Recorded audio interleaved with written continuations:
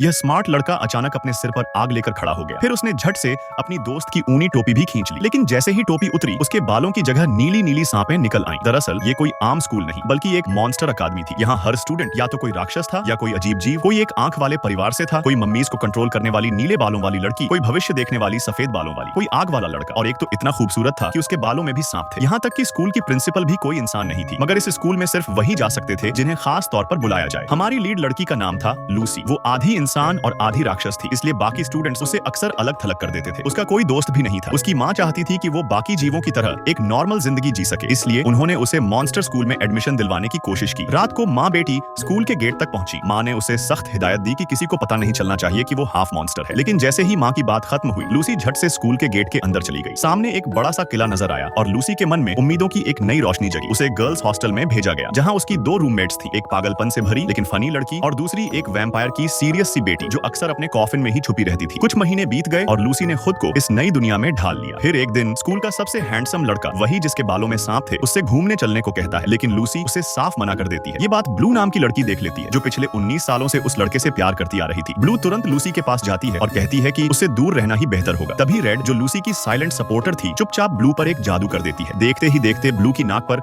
एक बड़ा सा पिंपल उगाता है। जैसे ही ब्लू आईने में खुद को देखती है, वो गुस्से में वहां से चली जाती है। कुछ समय बाद लूसी को ये एहसास होता है कि जब भी वो बहुत स्ट्रेस में आती है, उसकी मॉन्स्टर फॉर्म धीरे धीरे खत्म होने लगती है। अगर किसी को पता चल गया कि वो हाफ मॉन्स्टर है तो उसे स्कूल से निकाल दिया जाएगा। अगले दिन बीनू सर की क्लास में बताया गया कि पहले भी एक हाफ मॉन्स्टर स्टूडेंट इस स्कूल में आया था, जिसने खुद को पूरा मॉन्स्टर बनाने की एक कोशिश की थी। उसने एक स्पेशल ड्रिंक बनाई थी जिससे वो पूरी तरह राक्षस बन सके, लेकिन जैसे ही उसकी रिसर्च पूरी हुई, प्रिंसिपल ने उसे स्कूल से बाहर निकाल दिया। ये सुनकर लूसी घबरा जाती है। क्लास के बाद वो बीनू सर से उस स्टूडेंट के नोट्स के बारे में पूछती है। सर बताते हैं कि वो नोट्स लाइब्रेरी के किसी शेल्फ में रखे हैं। लूसी को जल्दी ही वो नोट्स मिल जाते हैं, लेकिन उनकी हैंडराइटिंग इतनी खराब होती है कि कुछ भी पढ़ा नहीं जा सकता। तभी पीछे से एक डरावनी आवाज आती है। लूसी डर से कांप जाती है और फिर अगले ही पल कुछ अजीब उसके साथ होने लगता है।